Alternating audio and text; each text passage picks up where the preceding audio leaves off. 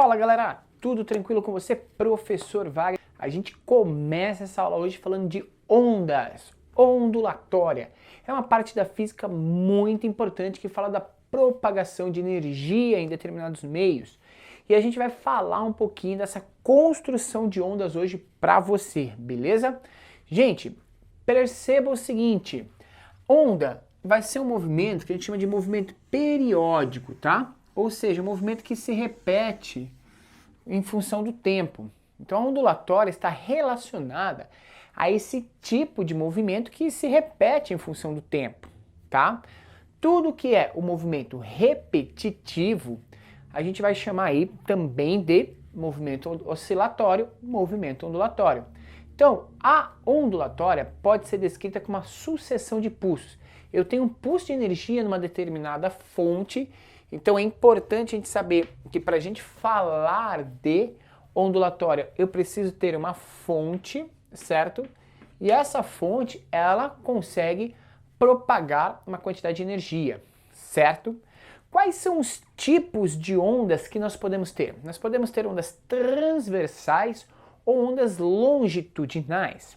As ondas transversais é quando o sentido que a fonte faz é perpendicular ao sentido de propagação da onda. Então, como onda em uma corda, por exemplo, que é o movimento que eu fiz aqui, eu faço o movimento para oscilar a corda exatamente nesse sentido, certo? E a corda propaga sua energia para frente, que é o movimento da outra mão ali, certo? Então, nesse tipo de modelo, nesse tipo de sistema, a gente tem uma onda chamada transversal. A direção de movimento da fonte energética é perpendicular à direção de propagação da energia. No segundo tipo de onda, nós temos que a propagação da energia, por exemplo, eu movimentando uma mola, é exatamente igual à direção de propagação dessa energia. Então a fonte se movimenta na mesma direção da energia se propagando. Nesse caso, a onda é longitudinal. Beleza? Gente, a partir dessa ideia então de ter uma fonte, uma sucessão de pulsos repetitivos, de movimentos repetitivos nesse tipo de sistema, a gente configura a ideia de ondas. As ondas podem ser de dois tipos, as mecânicas e as eletromagnéticas. As ondas mecânicas, elas precisam de um meio material para se propagar, ok?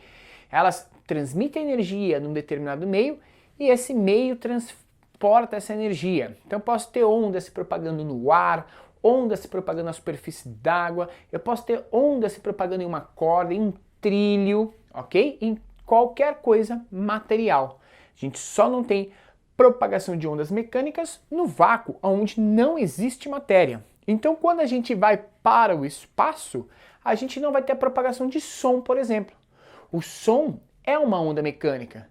Eu tenho aqui as pregas vocais que vibram com a passagem de ar, chegam aqui numa caixa de amplificação e nessa caixa de amplificação esse som sai e vai movimentando o ar até chegar aos seus ouvidos, beleza? Se não tiver o ar como meio de interligação entre os dois pontos, a gente não vai ter propagação sonora nesse tipo de sistema. Fica aí a dica, tranquilo? Então a gente já sabe que o som é um tipo de onda mecânica.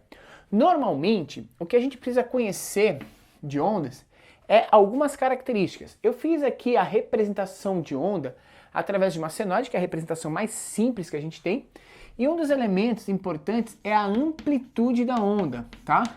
A amplitude está relacionada basicamente à intensidade que essa onda tem.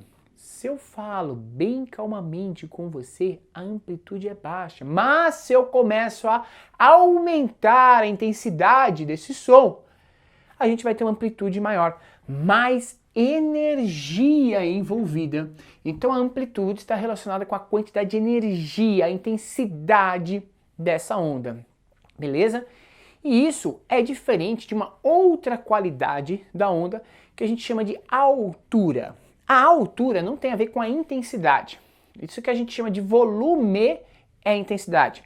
A altura está relacionada ao som ser grave ou ser agudo, certo? Essa relação de altura está determinando a frequência da onda. Quanto mais agudo for o som, maior a frequência das ondas, maior o número de ondas por segundo. E aí a gente já determina para você o que vem a ser esse F de frequência.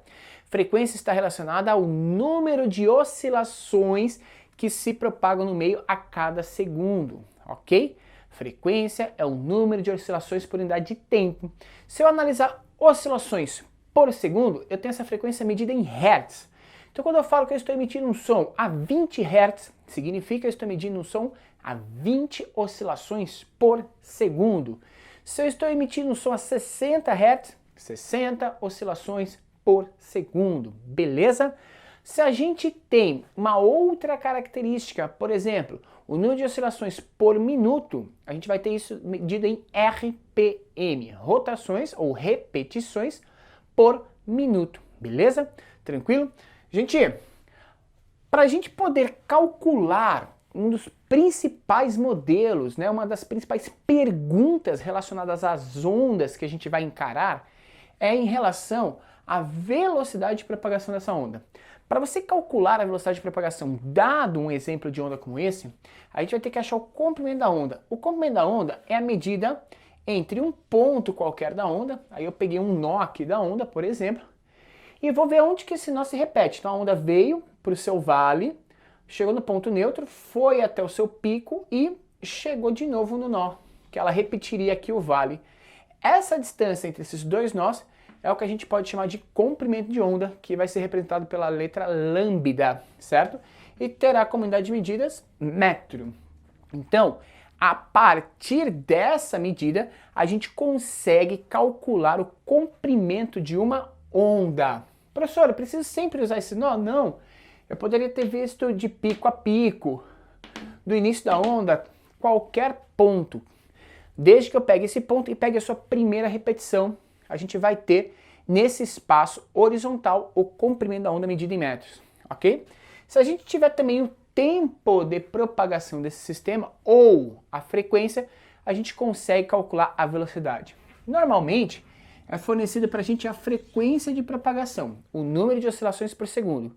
Mas se ele der o tempo de propagação de uma onda, por exemplo, tem uma onda a cada 5 segundos, esse tempo é chamado de período de oscilação.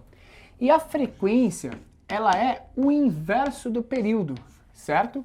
Então, período, esse T maiúsculo que eu coloquei aqui para você, ele representa, basicamente, o tempo de oscilação de uma onda qualquer.